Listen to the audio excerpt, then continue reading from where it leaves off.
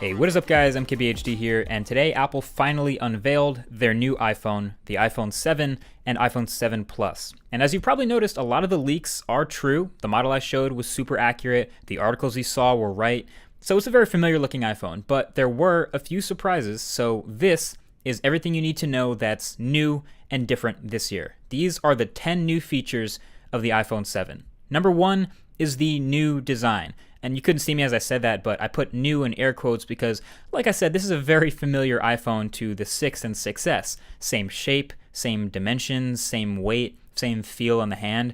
Looks like an iPhone, but with some subtle improvements, like the antenna bands on the back don't go across anymore, so there's a cleaner look to the top and bottom.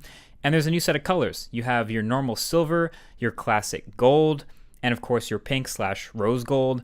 And then no more space gray, but a jet black and black. So the black is this purely all matte black look, and I gotta say, this feels really good and looks good in person. And then the jet black is a piano super glossy finish that I don't think I can seriously recommend to anyone. It looks good while you keep it clean, which is what they were doing here, but not only is it probably going to be the slipperiest iPhone of all time, but it's also gonna be super prone to fingerprints like Samsung phones, and scratches. This one I picked up in the demo area somehow already had micro scratches on it, so Apple knows of the issue and just recommends that you use a case, which I think is lame, so I'm going to be grabbing that matte black. Something about the stealth look just speaks to me. Number 2, the home button. The new home button on the iPhone 7 is actually really similar to Force Touch trackpads in the new MacBooks. It doesn't actually click anymore. It's a solid state glass button with pressure sensitivity that doesn't move. So there's a Taptic engine that's now behind the button, so when you firmly press it as if you were going home, it clicks. And it kind of feels like the whole bottom of the phone is clicking, so it's not identical to the feel of just the button press from before, so it may take some getting used to, but that is definitely new. Number 3, the iPhone 7 and 7 Plus are now officially water and dust resistant.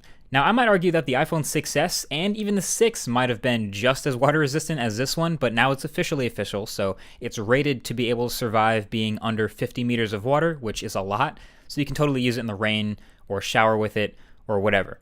Number 4 is the new camera or cameras on the back. The iPhone 7 has a new 12 megapixel camera with f1.8 aperture, optical image stabilization on both phones, the 7 and the 7 Plus, and a couple other things like the new image processing chip, quad LED flash, and raw image capture, which is awesome, and a beautiful new big camera bump on the back of the phone. There's also a new 7 megapixel front-facing camera that actually looks a lot better than previous iPhones, so if you're into selfies, this is a real upgrade in that department. So that's neat and everything, but the real camera upgrade is in the bigger phone, the iPhone 7 Plus, which has 2 of these new 12 megapixel cameras, but with different lenses in front of each. So on the right is the normal 28mm lens, same as a smaller phone, and on the left is a 56mm lens, so twice that focal distance for basically 2 times optical zoom. So this 2x camera is better for portraits and for subjects that are further away, since that's what telephotos are good for.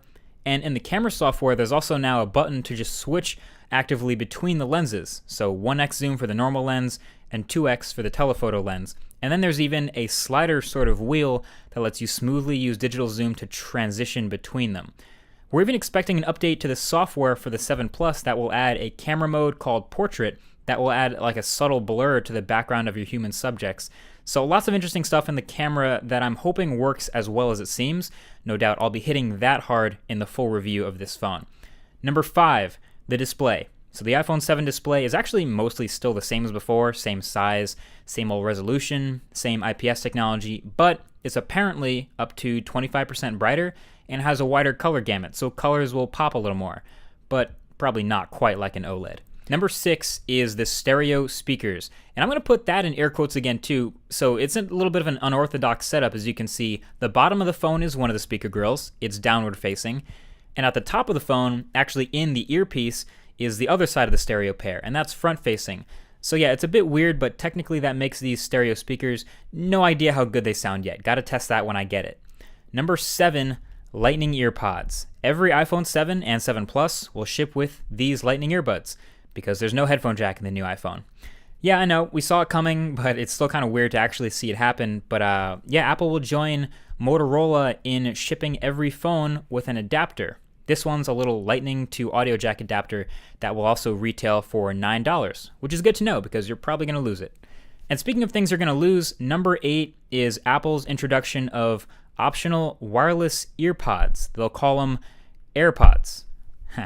I get it. These will be $160, and they're pretty much exactly what they look like. It's earpods without the cables. You kind of look like a cyborg while wearing them, but if earpods fit in your ears, then these will too, hopefully well enough to not fall out while you walk or run. Obviously, at that price tag, they're a tough sell, but people here seem to really like them.